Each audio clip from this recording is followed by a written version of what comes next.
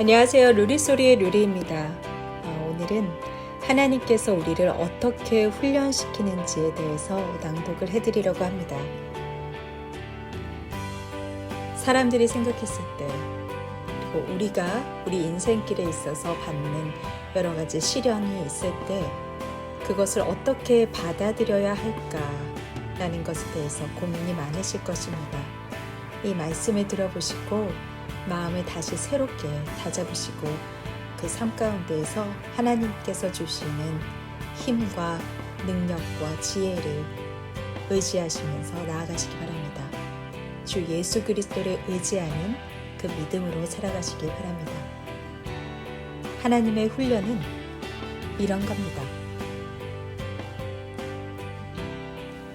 수많은 믿음의 사람들이 경기장에 둘러앉아 우리의 경기를 지켜보고 있습니다.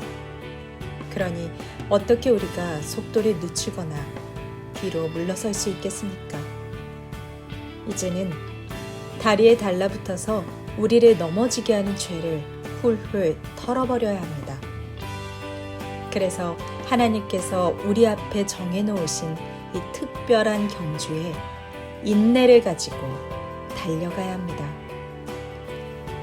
우리의 믿음의 근원이고 완성자이신 예수 그리스도만을 바라봐야 합니다. 그분은 십자가의 죽음 뒤에 올 기쁨을 아시고 그 십자가를 수치로 여기지 않고 거기에 달려 죽으셨습니다. 그리고 지금은 하나님의 보좌 오른편에 영예로운 자리에 앉아 계십니다. 만일 우리들이 지치거나 낙심케 되거든 죄인들의 무서운 만행을 참고 견디신 예수 그리스도의 일을 생각하시기 바랍니다. 우리가 저지르는 죄나 또 유혹과 맞서서 싸우고는 있지만 아직 피 흘릴 정도로 심한 싸움을 치른 경험은 없지 않으십니까? 하나님께서 마치 자녀들에게 말씀하시듯이 우리들에게 격려의 말씀을 주신 것을 우리는 다 잊어버린 걸까요? 하나님께서는 이렇게 말씀하셨습니다. 내 아들아, 주께서 내게 징계를 내리실 때 너는 화를 내어서는 안 된다. 주께서 내 잘못을 책망하실 때 너는 좌절해서는 안 된다. 주께서 너를 징계하시는 것은 너를 사랑하신다는 증거이기 때문이다. 주께서 너를 채찍으로 때리시는 것은 내가 하나님의 참 자녀이기 때문입니다. 라고요. 하나님께서 내리는 시련을 참아내야 합니다. 하나님께서는 아버지로서 당연히 우리들에게, 하나님의 자녀인 우리들에게 하실 일을 하고 계신 겁니다. 아버지로서 자기 자식을 단련시키지 않는 사람이 어디 있을까요? 만일 우리들이 잘못을 저질렀다면 자녀가 부모에게 꾸지름을 듣듯이 우리들도 하나님의 질책을 받는 것도 당연합니다. 그렇지 않으면 우리들은 하나님의 자녀도 가족도 될 수 없습니다.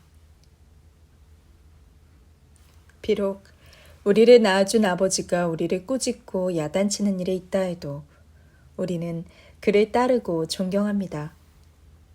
그렇다고 하면 참되게 사는 것을 가르치고자 하는 하나님의 시련을 기쁜 마음으로 받아들이는 것이 당연하지 않을까요? 우리를 낳아준 아버지는 우리의 앞날을 위해 그가 알고 있는 지식으로 극히 짧은 기간 동안만 우리를 훈련합니다. 그러나 하나님께서는 우리에게 가장 좋은 것을 주시고 그분의 거룩하심을 나누어 주려고 언제나 바르게 견책하시는 것입니다. 무슨 벌이든 벌 받을 때는 즐겁기보다는 상처를 받습니다.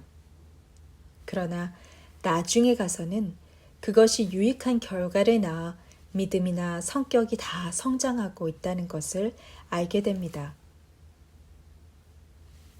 그러니까 우리들은 느슨해진 주먹을 힘껏 쥐고 떨리는 무릎을 굳게 일으켜 세우시고 그리고 우리가 걸어가기에 똑바르고 평평한 길을 열어 나가야 합니다.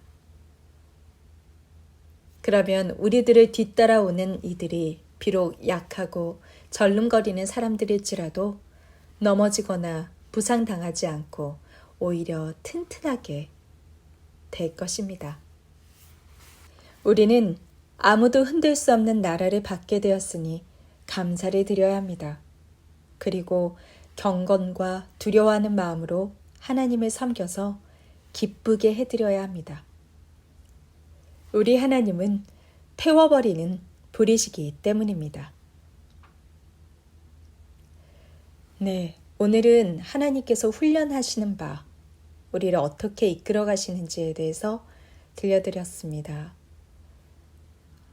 여러분도 아마도 지난 몇십 년간 생을 살아오시면서 그때 받은 그 시련이 지금의 나를 만들었구나 라고 생각하시는 경험이 한 번쯤은 있으실 거라고 생각이 듭니다. 매일매일 자기 자신을 되돌아보면서 내가 예수 그리스도를 믿는 신자로서의 삶을 살고 있는지 거울에 투명하게 비춰보시는 하루하루가 되시기 바랍니다. 오늘도 루리 소리를 들어주셔서 감사합니다.